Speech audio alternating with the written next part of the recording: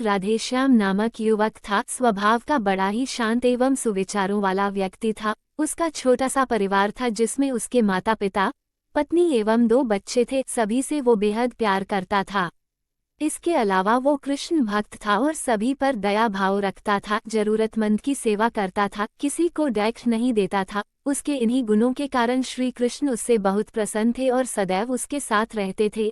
और राधेश्याम अपने कृष्ण को देख भी सकता था और बातें भी करता था। इसके बावजूद उसने कभी ईश्वर से कुछ नहीं मांगा। वो बहुत खुश रहता था क्योंकि ईश्वर हमेशा उसके साथ रहते थे, उसे मार्गदर्शन देते थे। राधेश्याम भी कृष्ण को अपने मित्र की तरह ही पुकारता था और उनसे अपने विचारों को बांटता था।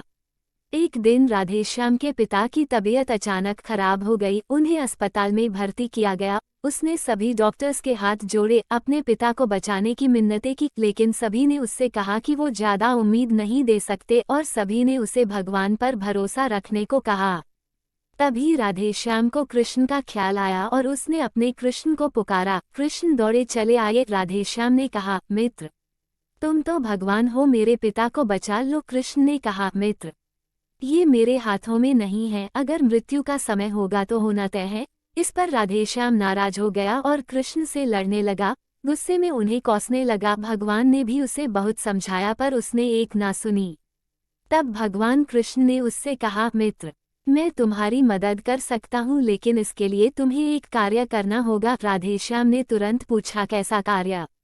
कृष्ण ने कहा, तुम्हें किसी एक घर से मुट्ठी भर ज्वार लानी होगी और ध्यान रखना होगा कि उस परिवार में कभी किसी की मृत्यु न हुई हो। राधेश्याम झट से हाँ बोलकर तलाश में निकल गया। उसने कई दरवाजे खटखटाए। हर घर में ज्वार तो होती, लेकिन ऐसा कोई नहीं होता जिनके परिवार में किसी की मृत्यु ना हुई हो। किसी का पिता, किसी का दादा, किसी का भाई, माँ, काकी या बहन। 2 दिन तक भटकने के बाद भी राधेश्याम को ऐसा एक भी घर नहीं मिला। तब उसे इस बात का एहसास हुआ कि मृत्यु एक अटल सत्य है, इसका सामना सभी को करना होता है, इससे कोई नहीं भाग सकता। और वो अपने व्यवहार के लिए कृष्ण से क्षमा मांगता है और निर्णय लेता है जब तक उसके पिता जीवित हैं उनकी सेवा करेगा। थोड़े दिनों बाद राधेश्याम के पिता स्वर्ग सिधार जाते हैं। उसे दैख तो होता है, लेकिन ईश्वर की दी उस सीख के कारण उसका मन शांत रहता है। दोस्तों, इसी प्रकार हम सभी को इस सच को स्वीकार करना चाहिए कि मृत्यु एक अटल सत्य है, उसे नकारना मूर्खता है। डैक होता है लेकिन उसमें फंस जाना गलत है, क्योंकि केवल आप ही उस डैक से पीड़ित नहीं है, अपितु संपूर्ण मानव जाति उस डैक से रूबरू होती ही है। ऐसे सच को स्वीकार कर आगे बढ़ना ही जीवन है।